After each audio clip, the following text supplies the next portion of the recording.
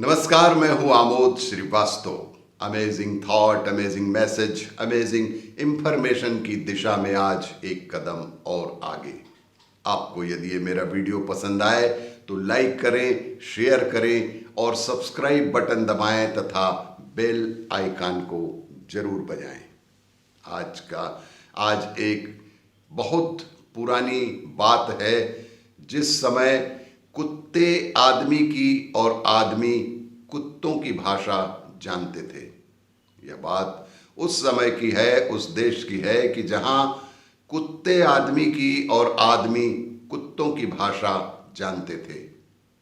और कुछ कुत्ते तो सामगान करते हुए भौंकते थे।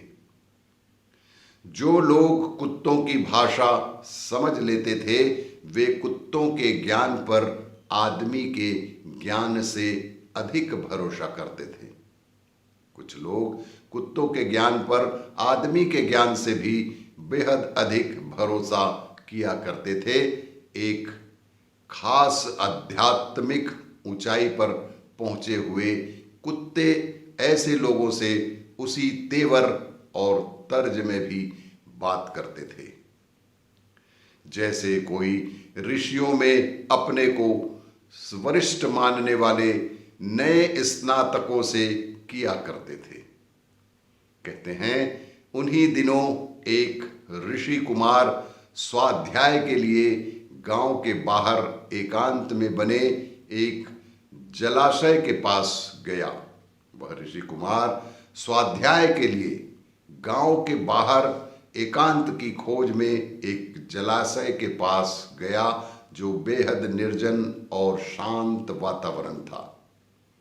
उसके बारे में यह तय नहीं हो पाया है कि यह दल्भ का पुत्र बक था या मित्रा का पुत्र ग्लाव।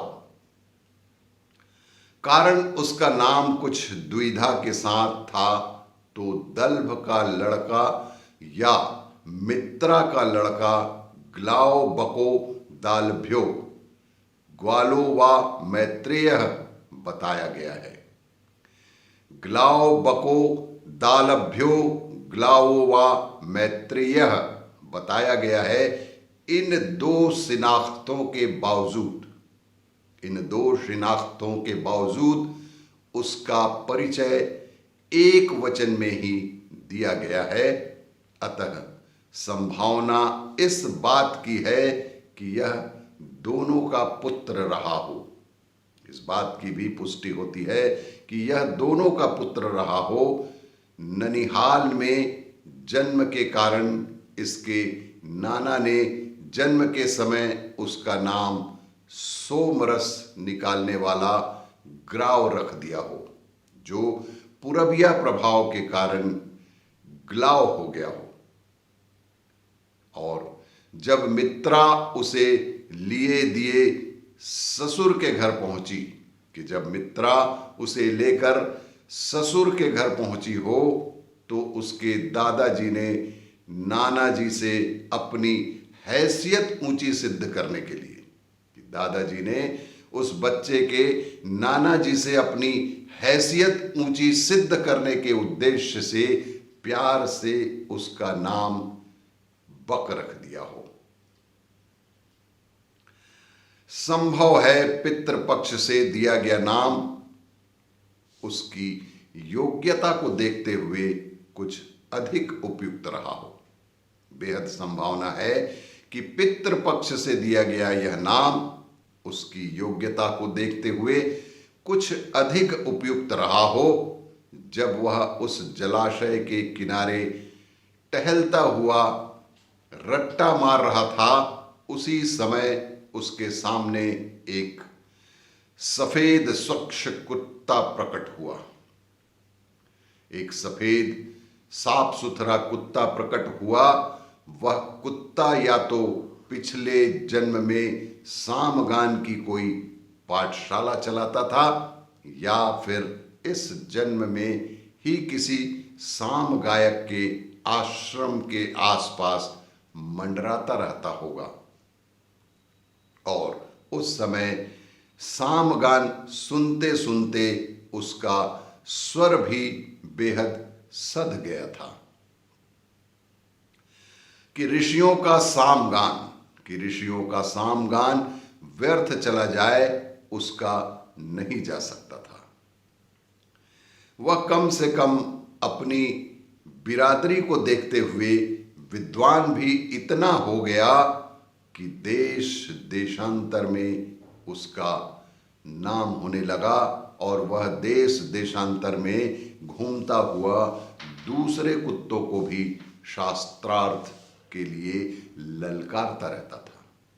वह कुत्ता दूसरों को भी शास्त्रार्थ के लिए ललकारता रहता था। इस अनुमान का कारण यह है कि उसके प्रकट होने के कुछ ही देर बाद दूसरे कई कुत्ते उसके पास आए और बोले। उस कुत्ते के पास ढेर सारे दूसरे कुत्ते आए और बोले कि भगवान, हमें बहुत भूख लगी है। उन कुत्तों ने उससे कहा कि भगवान, हमें बहुत भूख लगी है, अतः आप हमारे लिए अन्न का आगान कीजिए। इस बात की पूरी संभावना है कि ये कुत्ते भी आम कुत्ते नहीं। इस बात की पूरी संभावना है कि ये कुत्ते भी कोई आम कुत्ते नहीं, अपितु उसी के शिष्य थे जो उसके साथ ही इदा कदा भ्रमण कर रहे थे और शास्त्रीय संकट आने पर दूसरे कुत्तों को हूट कर सकते थे। ये सभी कई दिन से भूखे भी थे। ये सारे के सारे कुत्ते, उनके जो सेवक थे, उनके जो अनुयायी थे, पूरे के पूरे बेहद भूखे थे। उस कुत्ते ने यदि तुरंत अन्न वर्षी सामगान कर दिया होता, उस कुत्ते ने यदि तुरंत अन्न वर्षी सामगान कर दिया होता तो उसकी अपनी हैसियत को बट्टा लगता। देखने और सुनने वाले समझते कि वह उन कुत्तों का हुक्म बजा रहा है। इस भ्रामक स्थिति को टालने के लिए उसने इस आयोजन को कम से कम 24 घंटे के लिए टाल देना अधिक उचित समझा और उसने आदेश के स्वर में कहा, और उस वरिष्ठ कुत्ते ने आदेश के स्वर में कहा कि तुम लोग ठीक इसी समय कल यहां आना। आप लोगों के भोजन की व्यवस्था ठीक इसी समय इसी जगह पर कर दी जाएगी। यह बात ग्लाव और बक दोनों नामों से पुकारे जाने वाले उस ऋषि कुमार ने भी सुन ली। उन लोगों की बात सुन ली और भूख मिटाने का यह निश्चय ही एक नायाब तरीका था। गान गाओ, भोजन की थाली सामने आ जाए। गान गाओ और भोजन की थाली सामने आ जाए। खेती बाड़ी और चूल्हे चक्की की झंझट से छुट्टी। इसे जानना कुत्तों के लिए जितना जरूरी था, उतना ही जरूरी ऋषियों के लिए भी था, क्योंकि इस एक रहस्य का ज्ञान न होने के कारण ऋषियों के लिए भी यह बेहद आवश्यक था कि क्योंकि इस एक रहस्य का ज्ञान न होने के कारण आपदा के समय में वामदेव और विश्वामित्र को कुत्तों की अतड़ियां पकाकर खानी पड़ी थी। वामदेव और विश्वामित्र को इसी के कारण कुत्तों की अतड़ियों को पकाकर खाने की स्थिति आन पड़ी थी और उषस्ती चक्रायण को महावत के जूठे और घुने हुए उड़द खाने की स्थिति निर्मित हो गई थी। उस कुमार को यद्यपि अलग से निमंत्रण नहीं दिया गया था, पर इस मंत्र को जानने की उत्सुकता के कारण अगले दिन वह भी ठीक उसी समय पर वहां उपस्थित हो गया। बक उर्फ ग्लाव, बक उर्फ ग्लाव को यह देखकर बेहद आश्चर्य हुआ। बक और ग्लाव को यह देखकर आश्चर्य हुआ कि वे कुत्ते ठीक वेद पाठियों की तरह आचरण कर रहे थे, कि जिस प्रकार सामगान करने वाले बहिष्पवमान स्तोत्र का पाठ करते हुए एक साथ ही परिक्रमा करते हैं, उसी तरह कुत्तों ने एक दूसरे की पूंछ दांतों में दबाए हुए परिक्रमा की और बैठकर हिंकार करने लगे और वे गा रहे थे, ओ हम खाते हैं, ओ हम पीते हैं, ओ हम खाते हैं, ओ हम पीते हैं, ओ देवता वरुण प्रजापति, ओ देवता वरुण प्रजापति, सूर्य देव यहाँ अन्न लाएं, सूर्य देव यहाँ अन्न लाएं, हे अन्नपते यहाँ अन्न लाओ, हे अन्नपते यहाँ अन्न लाओ, अन्न लाओ और अन्न लाओ।